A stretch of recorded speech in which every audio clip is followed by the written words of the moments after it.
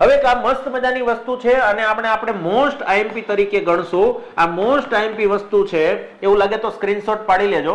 ઇતિહાસની વાત કરીએ, બરાબર. સૌપ્રથમ તેની સ્થાપના ઈસવીસન 1962 માં, જેમ આપણે કીધું એમ, પણ ત્યારે અમદાવાદ ખાતે સ્ટેટ ઇન્સ્ટિટ્યૂટ ઓફ એજ્યુકેશન એટલે કે SIE નામથી આ સંસ્થાની સ્થાપના થઈ હતી.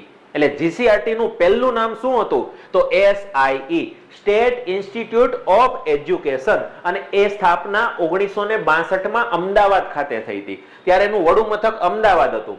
ત્યારબાદ વાત કરીએ તો ઈસવીસન 1988 માં, 1962 પછી 88 માં તેનું નામ ચેન્જ કરીને નામકરણ બદલી નાખ્યું અને એ નામકરણ કરી નાખ્યું SCERT, state institute of education માંથી શું કરી નાખ્યું? State council of educational research and training.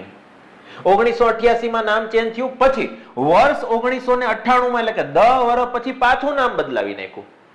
પાછું આ SCERT હતી એ સંસ્થાની સોસાયટી રજીસ્ટ્રેશન દ્વારા 1960 હેઠળ, આ ધારા 1960 હેઠળ 1998 માં, 1960 માં નથી ચેન્જ કર્યું, 1998 માં એનું નામ ચેન્જ કર્યું અને GCERT એટલે કે Gujarat council of educational research and training નામ રાખવામાં આવ્યું. અને હવે યાદ રાખજો 1997 માં, જો 1962 થી લઈને 1997 સુધી આ સંસ્થા અમદાવાદ ખાતે હતી, એનું વડું મથક અમદાવાદ ખાતે હતું, પણ 1997 માં GCRT ભવન અમદાવાદથી ગાંધીનગર સ્થળાંતરિત કરવામાં આવ્યું અને હાલ સેક્ટર 12 ની અંદર ગાંધીનગર ખાતે વિદ્યા ભવન કરીને જે બિલ્ડિંગ છે એની અંદર અત્યાધુનિક સુવિધા સાથે આ GCRT ભવન કાર્યરત છે.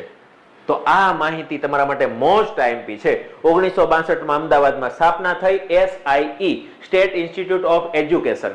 ત્યારબાદ 1988 ની અંદર 1988 માં નામ બદલાયું SCERT અને 1998 માં 10 વર્ષ પછી એનું નામ પડ્યું GCERT.